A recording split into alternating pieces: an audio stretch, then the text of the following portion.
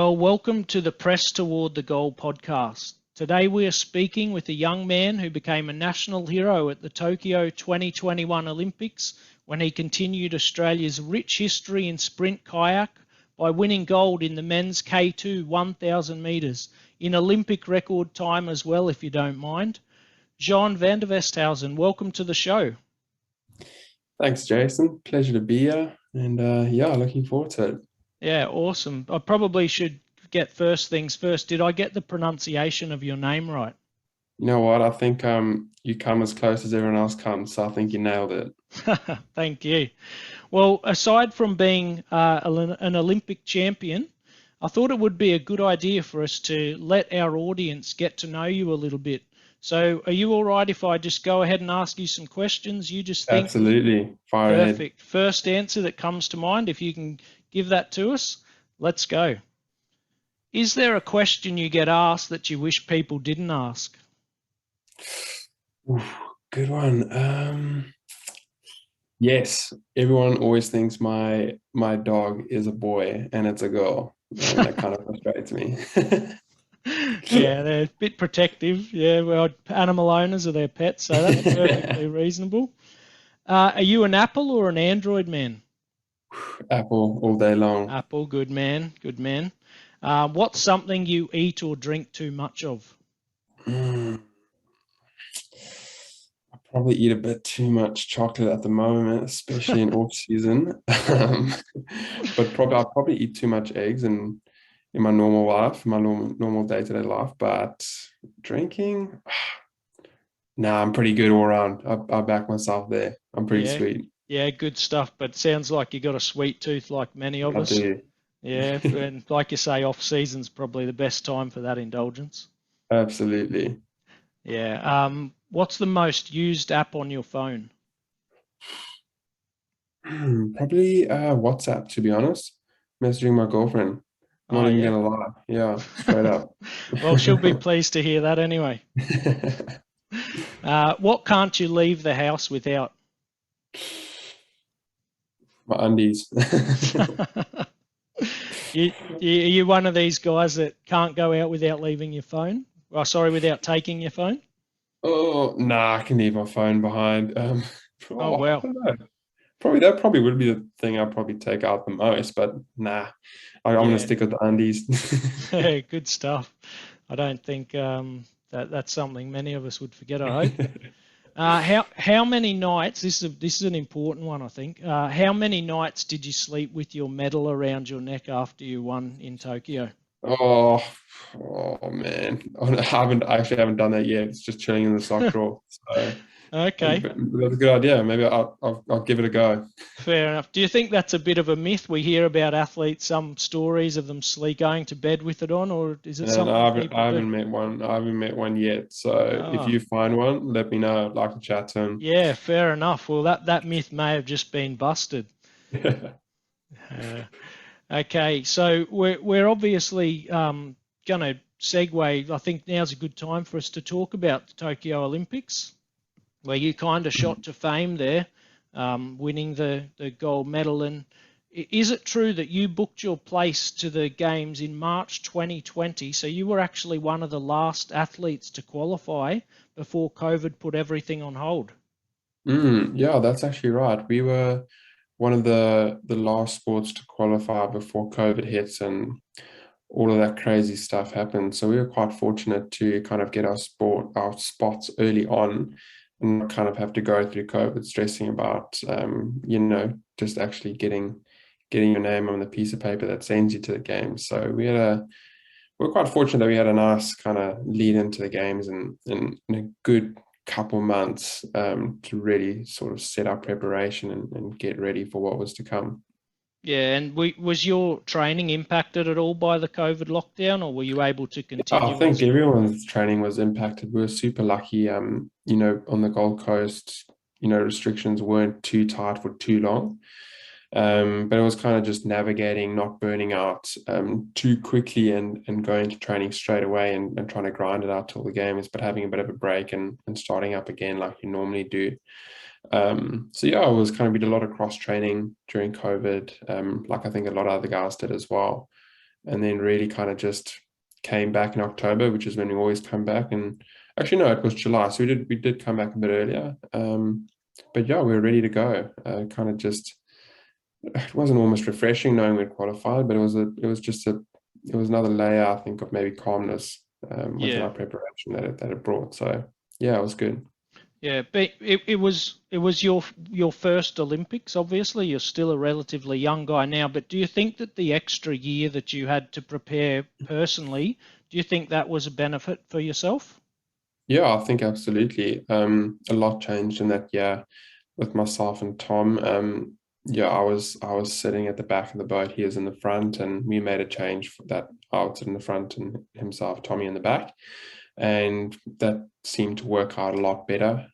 So yeah, we would have been racing the games in a totally different seed order, so that could have turned out very differently. So yeah, the year definitely helped us a lot, gave us a little bit of time to progress, although it was still a bit of a rush for us. We never had an opportunity as a crew to compete internationally and see where we were in that regard.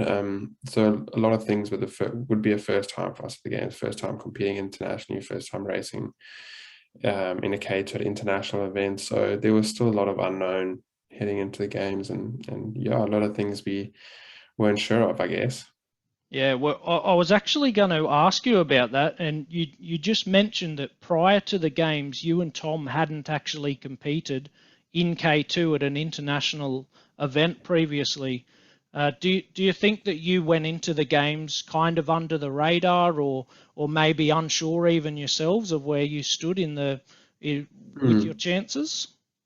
Yeah, I think absolutely. We were sort of still coming up as juniors and under 23s. Both myself and Tommy had some decent results at a junior and under 23 level, and we're kind of just breaking through onto the senior stage.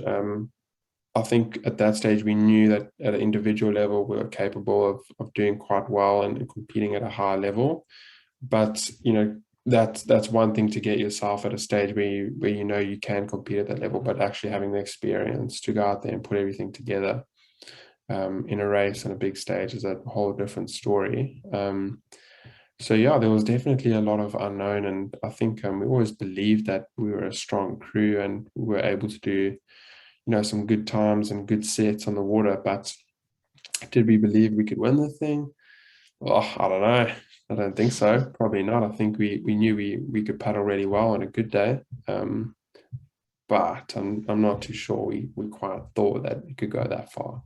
Yeah, awesome. Am I correct that you were a gold medalist at the under 23s in the K4? Yeah, so we'd won some world championship titles in junior and under 23 level. But I mean, that's great, but you can't compare that to a senior level, and you definitely can't compare that to an Olympic level either. So those are great things to have behind your back and great kind of stepping stones. But if you compare it to that next level of senior racing and especially Olympic games, it's great to have that, but you would be kind of foolish to think that that's something to really think that it's going to, I don't know, kind of safeguard you at the games, or thinking that Yeah. result is going to be good enough to compete against those top cars, because it's not. So, yeah. Yeah, you've kind of mentioned there the step up almost from the junior levels to the World Championships in the Opens, the Olympics. I actually saw an interview from you. I'm not sure if you remember this from 2019, where you were at the World Championship trials, I think it was, and you were talking about going from the juniors, and the quote that I got, and I quote, you said the ultimate goal is to be on the senior team. So Mhm. what you would have said that, I'm sure, hoping to join the senior team, but was that really the ultimate goal for you, or did you always have the inner belief that I can make the senior team and even go on to be successful at these major meets? Yeah, I'm not too sure. I think for me personally, my career has always been, I've always, I've always really tried to put my best foot forward in training, and all the little things outside of training as well, and hoping that I can kind of improve year on year, month on month, even when you're a junior, and your progression's really quite steep. And I always knew that I could that I could compete with the guys, because once you kind of get a feel for where you're at in training and you improve and you know you're able to do certain sets with the guys, you kind of start to develop a little bit of confidence that you can race really well if you put together a good race. And yeah, so I think I did believe I could make the senior team, absolutely. But did I think I could compete at a high level internationally as a senior? I don't know. I think I would like to think so, but did I truly actually believe it? I don't know. I think I'd have to sort of sit down and really think about that, because I don't think at that stage I did. Yeah, you mentioned in your training, you kind of get a gauge of where you are, and the crew that you train with, there are other Olympic champions in that crew from previous Olympics. Is that right? Yeah, absolutely. We're super fortunate to have some great guys within our training environment.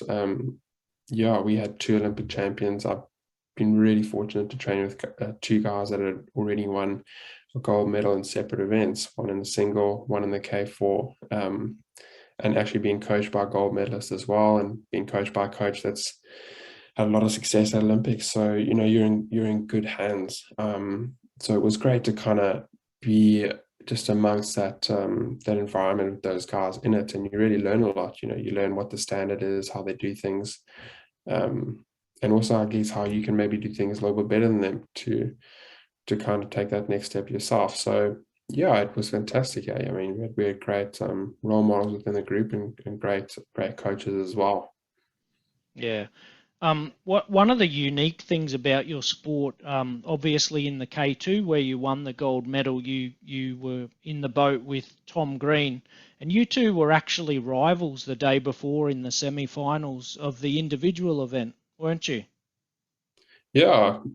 Myself and Tommy, we've kind of been training together for a while now, and it's always so epic with Tommy because we great mates off the water, and we push ourselves on the water as well. So yeah, it was amazing to kind of walk that journey with him. Yeah, sure, we were rivals on the water the 2 days before the K2, but I think we both want each other to do really well. And I really enjoy seeing Tommy's success, and I'd like to think he enjoys seeing my success as well. But unfortunately, those 2 days weren't successful for either of us. Um, and yeah, it was great to come together the next 2 days and share a great moment. Yeah, certainly did come together. And one of the moments of the games for myself as a believer was watching Channel 7 after the medal presentation. They were interviewing yourself and Tom, and you made quite a bold public declaration about your faith. What was it at that moment that kind of overwhelmed you, and what was the emotion that led to you to kind of revealing your faith at that time? Oh, well, I think for me personally, it wasn't myself that decided that on the day I was going to win gold, and it wasn't in my own strength that I managed to get there. And I was always aware of that, and I was just really appreciative that God actually chose me to have that moment, because I never really believed it myself. And the fact that that was His plan for me, I was just like, oh my gosh, I never actually thought that I would be that guy.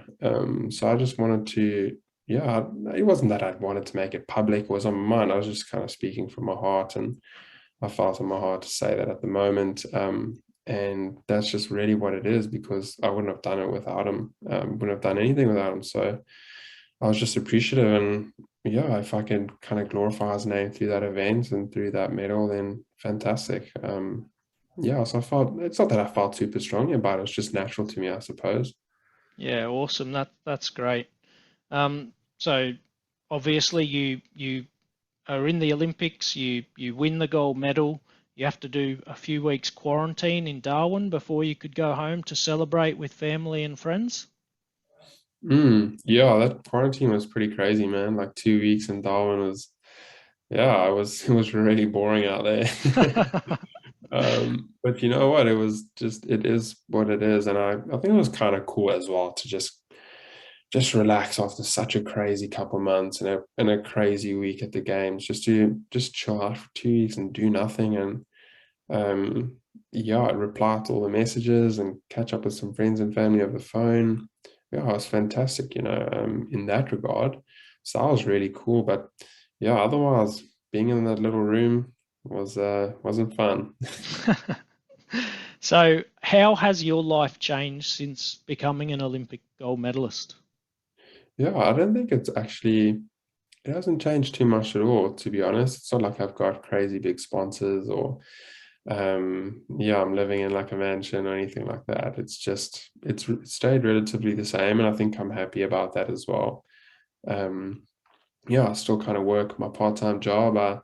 Wow. I still train as hard as I did before I was an Olympic champion, I think. But I think what it did for me was it gave me a lot of confidence in my racing moving forward, that I can compete at a high level. And that sort of showed in this season, where we continued to kind of get a bit of success, which was great. And yeah, from a faith standpoint, it just reminded me again about how God's plans can be so much greater than our own.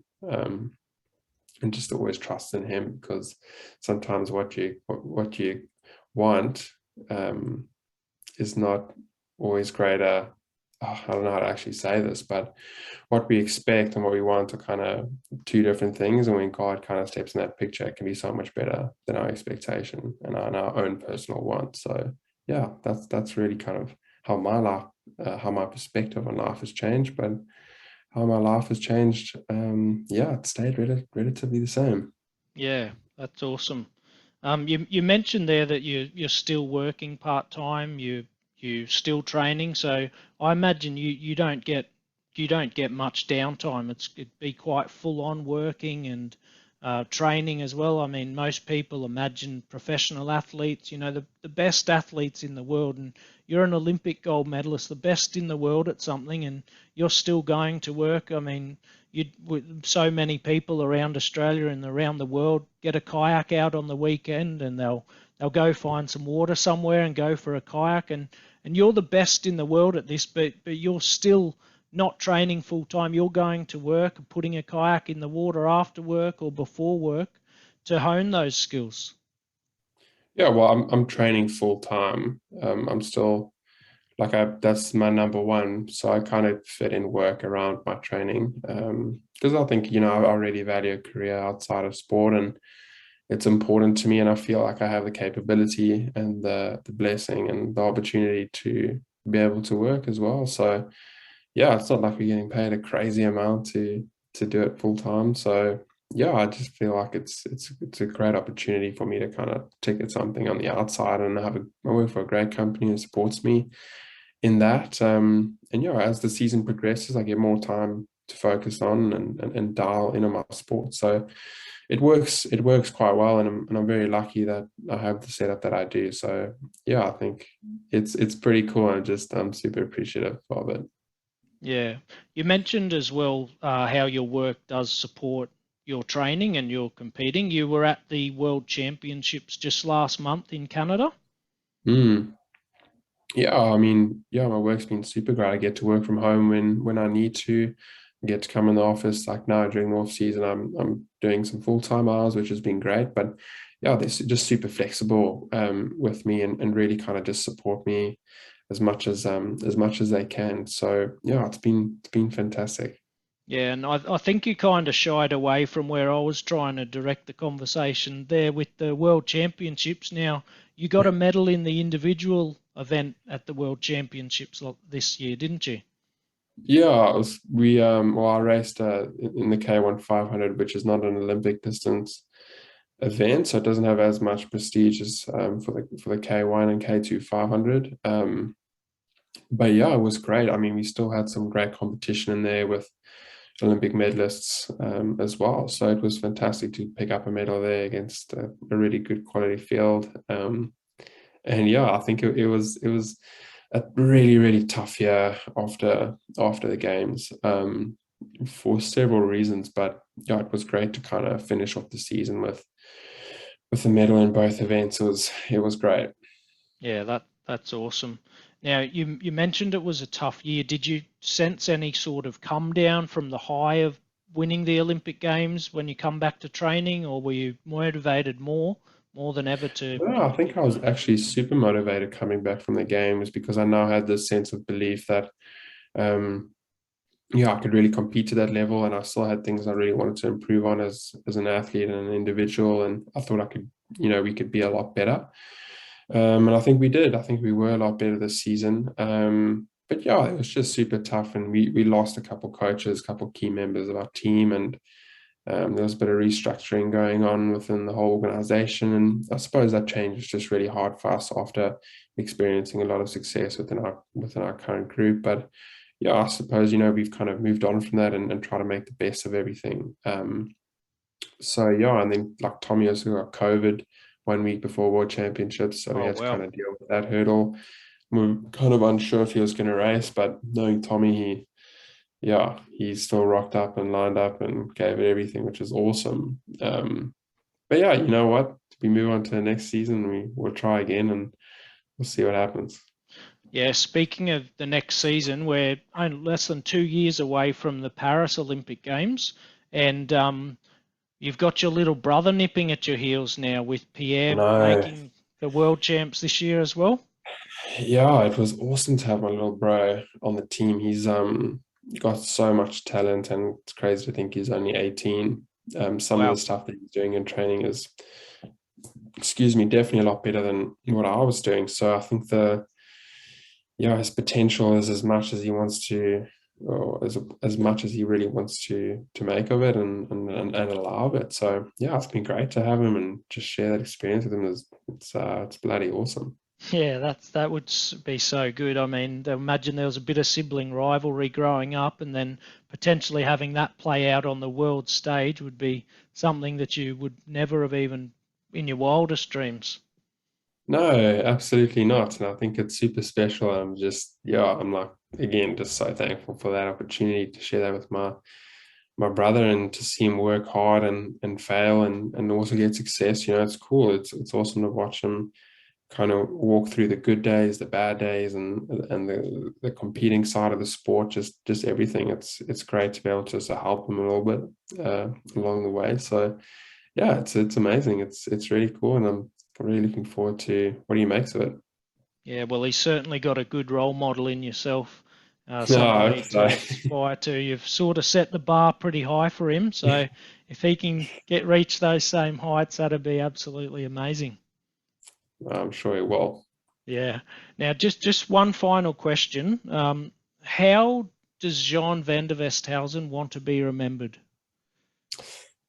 Honestly, I think I just want to be remembered as a nice guy, a guy that was just pretty laid back, but also in the same sense, really worked hard at what he did and gave everything to the sport and never kind of took shortcuts or anything like that. But yeah, I think if I could be remembered as a nice guy who enjoyed a chat and could give back in one way or another, I think that would be amazing. Yeah, that I've certainly, from my experience, you're very humble, and even Thanks, agreeing to mate. come on to my podcast when we're just in the early days. I really appreciate that, and I hope that the audience gets something out of it because I've really enjoyed having a chat with you today, John. And we wish you all the best for the future next season. Enjoy the rest. Don't eat too much chocolate.